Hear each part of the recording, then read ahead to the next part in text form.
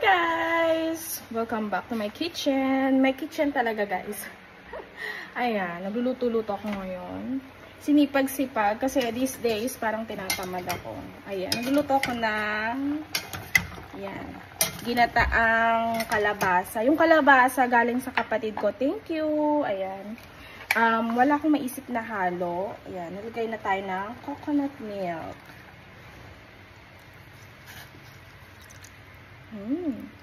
Yung coconut milk ko, yung nabibili lang sa supermarket kasi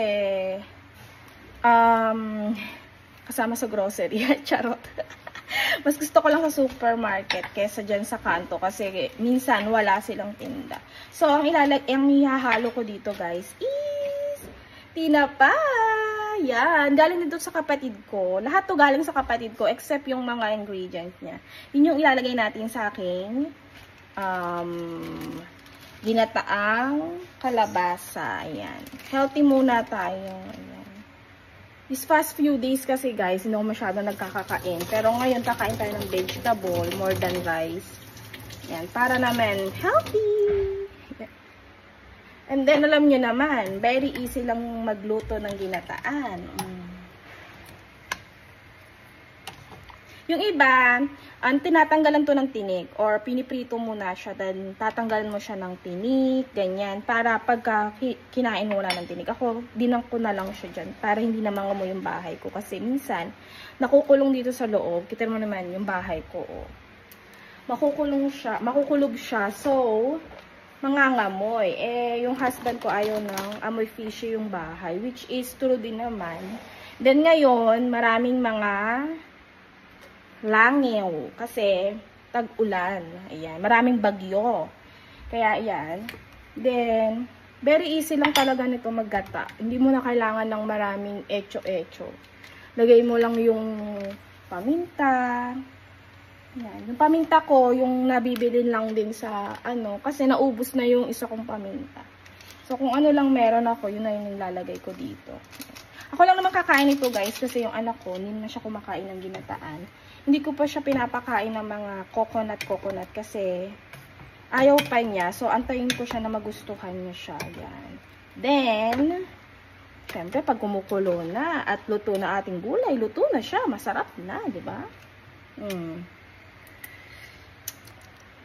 Ito, nilalagyan ko siya ng konting suka.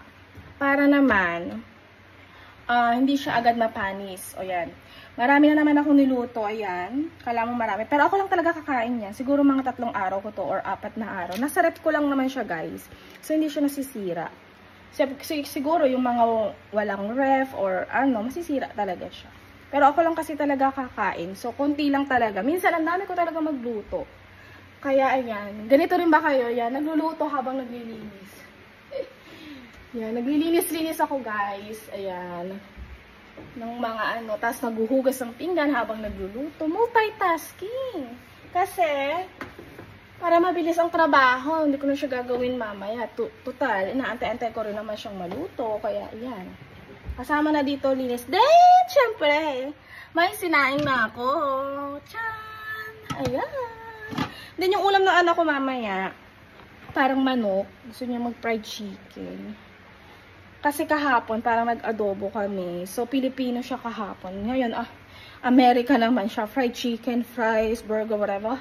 Yun ang gusto niya ngayon. So, hayain lang siya. Kasi minsan-minsan lang naman. Then, after maybe 2 days, gulay naman siya. Like sinigang, ganyan. Tapos, minsan, nagbobola-bola lang ako, guys.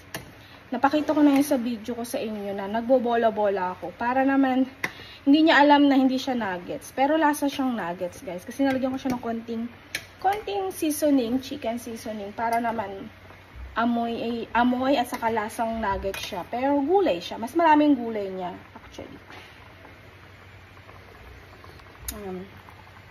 Sarap niya, guys. Then yung, alam niyo yung niya, yung kalabasa niya. Hindi siya yung orange, color orange yan. Native daw siya. So, ang liit lang na talaga. Ganito siya kaliit. Galing siya sa brother ko. Palitan kami ng ulam. Kasi minsan, nagpapadala din kasi ako doon. Ng gulay, isda, ganyan. Kung ano man meron ako dito niluluto. Kasi minsan hindi ko na talaga siya nakakain. Kasi ako lang mag-isa. So, palitan talaga kami, di ba? Parang magkapit-bahay, pero asawa ko yung nagdadala doon. Kaya naman na yan, guys! Ready na ang ating lunch! Kaya naman, tara, kain tayo! Kain-kain na! Thank you for watching and see you on my next video! Bye!